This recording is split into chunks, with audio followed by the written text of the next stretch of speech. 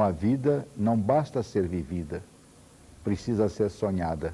Mário Quintana. E com esta frase do grande poeta Mário Quintana, começamos o nosso programa de hoje. E é importante fazermos uma reflexão sobre esta frase e lembramos-nos que Sai Baba já disse algum tempo atrás, e Madre Teresa de Calcutá, em suas reflexões, também apresentou a mesma frase: a vida é um sonho, realize-o. A vida é um desafio, enfrente-o. Então, vamos enfrentar o nosso desafio. Se não basta viver, é preciso sonhar, vamos sonhar com um plano perfeito, porque é o ano da paz, da confraternização. E vamos pensar no nosso sonho que o mundo pode viver bem, fraternalmente, em que todos tenham comida às suas mesas, tenham tempo para descansar, tempo para trabalhar, instrução para crescer, educação, formação moral, ética, que todos possam desfrutar desses alimentos físicos e dos outros alimentos intelectuais e espirituais. E vamos então hoje dar início ao segundo capítulo do livro de Phyllis Crystal, Limite aos Desejos. Abarcaremos o tema comida. E para um gordo como eu, é um tema interessante. E para os magros também. E para aqueles que estão dentro do limite correto de peso, estatura, massa corporal.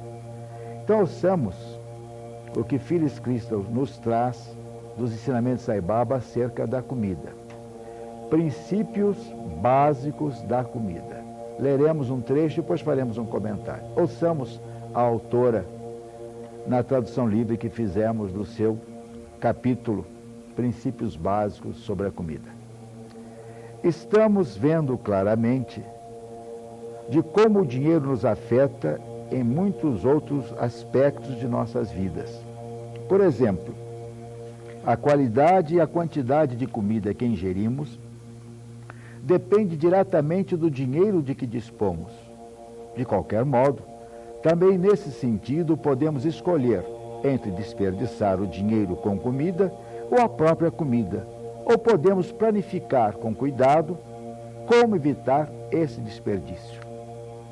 Quando Baba fala de comida, ele não se refere somente aos alimentos que comemos, mas também a tudo quanto alimente, nutra nossos 5 sentidos, como, por exemplo, a música e as palavras que escutamos com os nossos ouvidos, os filmes e os livros que vemos com os nossos olhos, as cores que percebemos, assim como os tecidos e objetos que tocamos.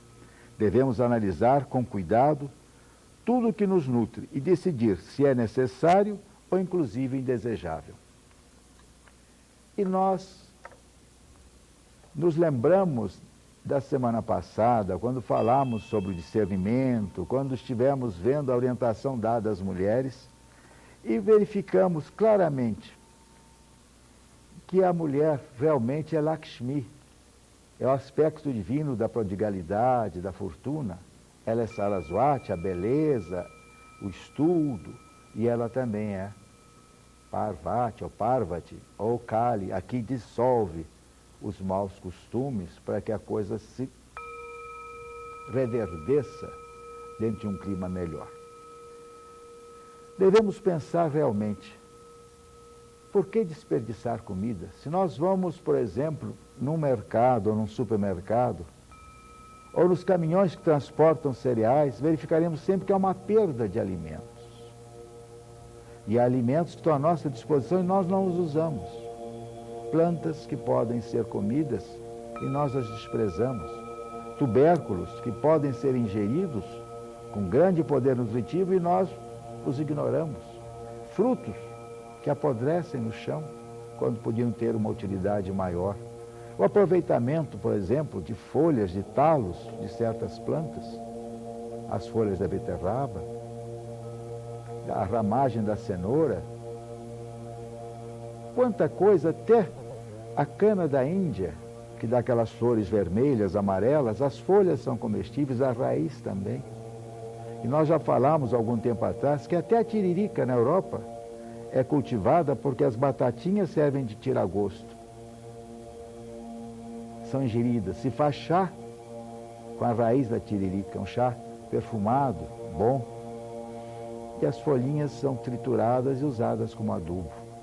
Quanto desperdício há de verduras, de talos, que podem ser reaproveitados numa sopa para alimentar muitos. Em São Paulo, por exemplo, a irmã de Ayrton Senna, com a sua fundação, a Brinc, se não me falha a memória, vai no mercado de São Paulo e recolhe produtos ainda em bom estado. No fim do dia, com eles, prepara e faz um sopão delicioso que ela distribui para instituições de caridade e nós jogamos fora. É preciso que tenhamos a noção de que tudo que nos alimenta deve ser usado com parcimônia, porque há outros necessitados com fome. O desperdício de grãos no trajeto, o amassar de legumes, de frutas, o deixá-los expostos às contaminações e mais do que isto. Quando se prepara um alimento, se deve pôr amor, compaixão, doçura, porque o alimento fará bem.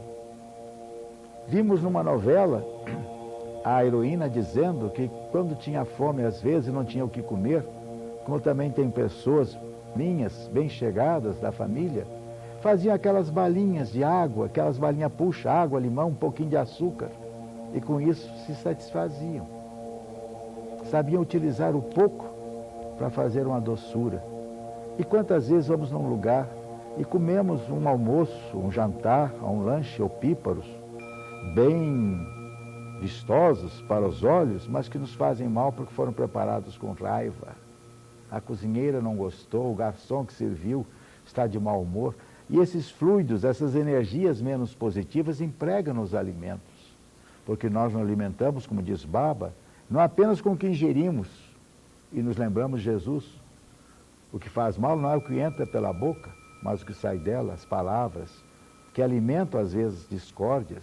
O que se percebe em imagens desagradáveis, cenas desabonadoras, o que se ouve com prazer às vezes, uma anedota pesada, uma intriga. Quando se fala mal de alguém, quando se percebe odores não agradáveis, mas a pessoa se compraz às vezes com isto.